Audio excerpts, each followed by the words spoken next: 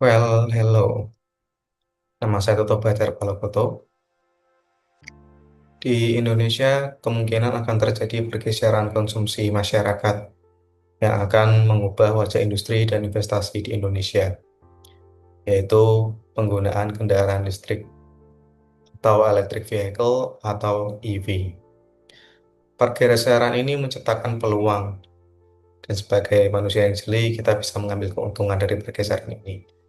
Bisa dilihat dari data dari Kementerian ESDM yang menunjukkan jumlah kendaraan listrik di Indonesia trennya makin meningkat.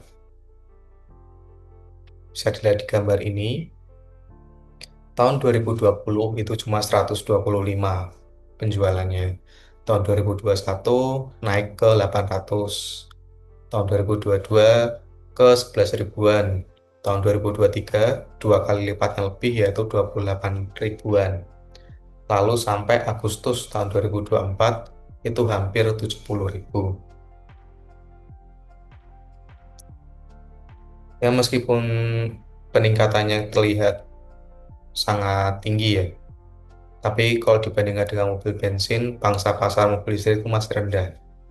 Kalau dilihat dari data Gaikindo, mobil listrik itu belum sampai 20% penggunanya. Jadi dari 100%, itu cuma 20% mobil listrik. Bisa dilihat dari data ini. Pada tahun 2019 itu 0,1%, 2020 0,2, dan seterusnya sampai tahun 2024 itu 11%. Nah, sedangkan di data ini April 2025 itu menurut saya masih belum bisa dimasukkan ke hitungan karena masih awal tahun.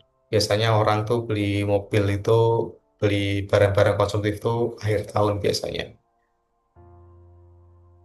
Nah, penyebab orang Indonesia mulai pindah ke EV itu selain harganya udah terus turun, juga karena biaya operasionalnya yang lebih hemat. Mobil listrik itu lebih hemat 70% jika dibandingkan dengan mobil bensin. Kalau dari segi konsumsi energi. Kalau dari perawatan juga mobil listrik itu jauh lebih hemat. Kalau mobil bensin itu mungkin setahun itu bisa sampai 5 juta, mobil listrik itu banyak yang klaim cuma 1 juta dalam tiap tahun. Karena memang komponen bergerak di EV itu jauh lebih sedikit. Lalu dari segi pajak juga mobil EV untuk saat ini lebih rendah karena masih dapat insentif dari pemerintah. Tapi meskipun begitu, EV ini bukan tanpa tantangan. Berdasarkan dokumen dari PwC yang berjudul The Road Ahead, Indonesia's Electric Vehicle Readiness and Consumer Insight tahun 2024, ada 3 faktor utama kenapa orang enggan beli EV, yaitu durasi pengisiannya. Jika dibandingkan dengan mobil bensin tentu jauh ya. Mobil bensin itu ketika ngisi bensin cuma 5 menitan, kalau mobil listrik itu bisa sampai 30 menit. Lalu juga umur baterai. Banyak pabrikan EV itu ngeklaim bisa sampai 15 tahun daya tahan baterainya. Cuma karena EV ini masuk ke Indonesia belum sampai 15 tahun, jadi masih belum terbukti. Lalu jarak tempuh yang terbatas. Kalau dipikir-pikir, sebenarnya mobil bensin juga jarak tempuhnya terbatas juga. Cuma memang fasilitas pengisian bensin dan fasilitas pengisian listrik ini beda. Jauh lebih banyak pom bensin dibandingkan SKPLU yang ada di Indonesia. Tapi meskipun begitu, sebenarnya masih bisa diakalin, yaitu pakai genset. Ada banyak orang yang ngakalin dengan cara ini dan memang terbukti berhasil. Cuma memang barang bawaannya aja lebih banyak. Selain itu juga ditambah lagi ada dinamika geopolitik global yang dapat mengganggu supply chain dari EV ini. Ya, meskipun ada beberapa tantangan, penetrasi EV masih tetap agresif. Saat ini merek-merek Tiongkok mendominasi pasar EV di Indonesia. Bisa lihat dari data yang ada di sini, dari Stats. Ada 10 merek mobil listrik yang paling laris di Indonesia. Satu BYD, dua Wuling, Denza, Chery, dan Aion. Ini 5 besar semuanya merek Cina. Yang keenam baru masuk merek Vietnam yaitu Vinfast. Ketujuh Geely, merek Cina lagi. 8 Hyundai, merek Korea. 9 Morris Garage, merek Cina. Dan Neta, merek Cina juga. Jadi di Indonesia memang dominan merek-merek Cina. Secara global pun Cina adalah negara dengan kapasitas produksi EV terbesar di dunia. Data ini didapatkan dari IEA, International Energy Agency. Dilihat dari gambar di sini, Cina itu menjadi produsen dan konsumen terbesar, diikuti oleh Eropa, lalu US, lalu other Asia Pasifik. Other Asia Pasifik ini New Zealand, Australia, dan Asia Tenggara. Saat ini Amerika dan Eropa itu ngasih tarif tinggi ke EV Cina, sehingga pabrikan Cina membutuhkan basis produksi yang baru supaya lebih sustain dan tetap kompetitif untuk pasar global. Nah, kalau dilihat dari gambar ini, dari sumber yang sama, itu bisa terlihat bahwa negara yang memberikan tarif impor rendah, yang di sini sampai 0%, kepada Cina itu cuma ada 4 negara, yaitu Australia, Jepang, Thailand, dan Indonesia. Dari 4 negara ini, cuma Indonesia dan Thailand yang menurut saya logis dipilih untuk menjadi tempat pabrik baru.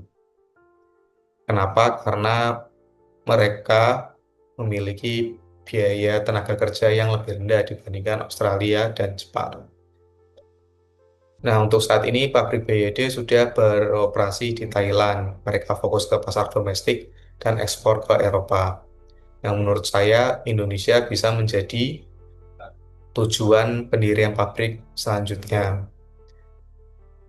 Karena Cina butuh untuk diversifikasi dan menciptakan rantai pasok yang sustain. Nah, kalau Anda masih ingat tadi, demand EV tertinggi itu Cina, Eropa, dan US. Jadi selain tarif impor, negara juga harus dipertimbangkan tarif ekspornya. Kalau Indonesia dan Thailand, tarif ekspornya ke US, Indonesia sepertinya masih lebih unggul. Ya, meskipun terakhir itu 19%, cuma pemerintah Indonesia masih melakukan negosiasi supaya bisa 0%. Sedangkan Thailand itu mereka dapat juga 19%, cuma ada tambahan 25%. Tapi meskipun begitu masih belum pasti nanti implementasinya gimana. Apakah cuma 19% atau 25% saja atau ditambahkan. Nah, kalau tarif ekspor ke Eropa sendiri, Thailand itu efektif kena 10%. Cuma Thailand harus benar-benar memastikan bahwa EV yang diproduksi itu buatan Thailand. Kalau ternyata diketahui buatan Cina, itu bisa kena tarif sampai 45%. Di Indonesia sendiri, kabarnya sudah dapat free trade agreement dengan Eropa. Cuma belum ada dokumen dari Eropa yang memastikan bahwa Indonesia benar-benar kena tarif 0%. Well, anyway, beberapa faktor di atas, komitmen BYD untuk membangun pabrik di Indonesia itu sudah final. Dan lokasinya ada di Subang Smartpolitan. Kawasan industri ini dimiliki oleh PT Surya Semesta Internusa, TBK, atau kode sahamnya adalah SSIA. Subang ini memiliki UMR yang lebih rendah dan juga dekat dengan Bekasi dan Karawang, di mana Bekasi dan Karawang ini menjadi salah satu pabrik otomotif yang terbesar di Indonesia. Nah, keunggulan ini tentu sangat penting jika ingin mendirikan pabrik EV, mengingat supply chain-nya dekat dan UMR-nya rendah. Untuk saat ini, Wuling, Vinfast, dan Hyundai udah lebih dulu masuk ke Karawang dan Bekasi. Tapi meskipun begitu, BYD yang merupakan merek paling populer di dunia dan di Indonesia, diperkirakan baru mulai beroperasi di Subang Smartpolitan tahun 2026. Saya berpendapat bahwa merek-merek EV lain nantinya akan mengikuti langkah dari BYD ini. Meskipun menghadapi tantangan dari segi infrastruktur, keengganan masyarakat untuk membeli mobil listrik, dan gejolak geopolitik, kesempatan investasi ini cukup menarik. BYD dengan kekuatannya akan menjadi magnet bagi seluruh produsen EV dan ekosistem EV. Sedangkan SSIA sebagai pemilik lahan strategis akan menjadi pemain kunci dalam pembangunan ekosistem manufaktur EV global yang ada di Indonesia. Oleh karena itu, saya berpendapat kinerja dan harga saham SSIA akan mendapatkan dorongan fundamental yang signifikan dalam beberapa tahun ke depan. Tapi harus diingat bahwa ini bukan merupakan anjuran jual atau membeli saham. Tetap kalau misalnya mau beli atau jual saham, harus melakukan riset yang mendalam secara mandiri. Pergeseran EV ini adalah cerita yang mengandung banyak detail yang tidak bisa dijelaskan dalam video ini. Kalau Anda mau saya bikin video lain, mungkin kita bisa bahas fundamental saham SSIA ini, apakah semenarik itu, atau mungkin kepentingan nasional bangsa Indonesia. Apakah Indonesia punya kepentingan dalam menghadirkan EV di Indonesia? Coba tulis di komentar. Mungkin nanti saya akan baca lalu kirim videonya. I don't know. Ya, gitu aja. Bye.